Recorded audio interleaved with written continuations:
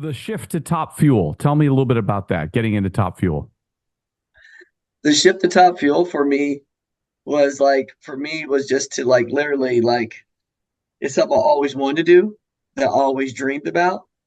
And I was just like, man, how can I get there? And I was racing bikes for 10 years of racing pro stock motorcycles.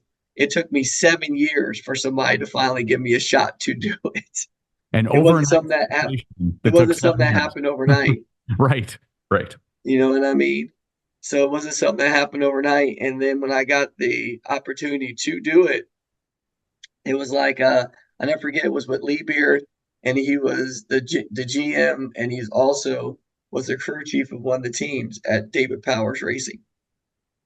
And me and him were talking in the airport one day. He goes, "Well, I'm gonna talk to David about it. Antron, this is what you want to do. I think you'd be great for the sport. You'll be great if we move up to the premier class." Because he just liked he told me, this is Lee's words. He told me he liked my work ethic because I raced motorcycles. He saw me in the shop early in the morning, and even when they left, I was still here working. I never stopped because I was all in. And he goes, with that, and he saw my eagerness to learn and my willingness to learn, that he said that I could be a great racer, a race top fuel driver one day. And he believed in that, and he thought that just the way I represented at the time, I was racing for the U.S. Army on pro stock motorcycle.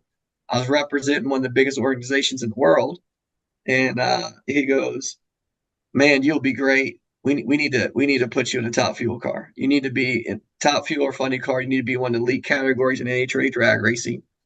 And he goes, "You're already a star in sport, AB." He goes, "But you're going to be a big star in sport." And I'm like, "What do you mean?" Like, I'm learning as I go and thinking about it. And I'm just like, man, it's like, you think I could do it? You know what I mean? Because you got to remember, I'm going from a motorcycle to a land rocket that travels over 330 plus miles an hour. And it's like that's a big deal. Like, you know what I mean? I'm going 200 miles an hour on two wheels, but going another 130 miles an hour, that's a whole different story. So I trusted in him, and I knew that it wasn't going to be from a lack of effort for me. So that's how it really took off for me. And the transition for me was very fast. A lot of people don't understand that, Jason. It happened for me very, very, very fast, where a lot of people do it in years. Okay. When the Whit Bazemore left the team, like it was a falling out deal. And I was in the wings where they were shopping me just to get a sponsor to start a third car. It was going to be a three-car team. It was Hot Rod Fuller, Whit Bazemore, myself, and I was a prodigy in the making, just learning as we go. And they're going to search out sponsorship and market me out and put a car together. Well, lo and behold, Whit left the team, and David Baca was the intern driver for the last two races of the year. And then David goes, "Well, Antron, what do you think about Mako?" Like, "I'm fine with Mako, David. Like, what are you talking about?" He goes, "Well, I'm thinking about putting you in a Mako car next year." I'm like, "What?" I'm like, "I never even sat in the car yet." And sent me to Frank Hawley's drag racing school. I got my alcohol license in 6 runs, which is about 70 mile an hour slower than top fuel car. Then we went to Phoenix, Arizona. We were supposed to test in Gainesville, Florida, but that was a fail because we went down to test there for 2 days and the weather was so cold we couldn't even get down the racetrack. The car wouldn't even leave the starting line at all. It was like freezing cold.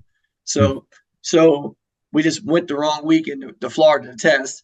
And then the next time we could test was Phoenix, Arizona, which was 2 weeks before we race Pomona, the first race of the year that we have to show up at. I have no time. I don't have a top fuel license. You know what I mean? Wow.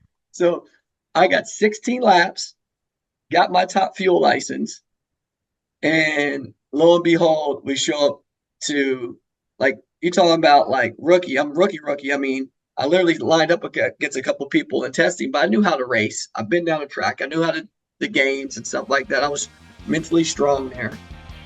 And then we go up to our first race of the year. We qualify number one.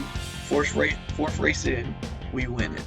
So Wow. it was one of those fairy tale stories that you're like, wow. Like your first race out, you qualify number one. 4 races in, you win.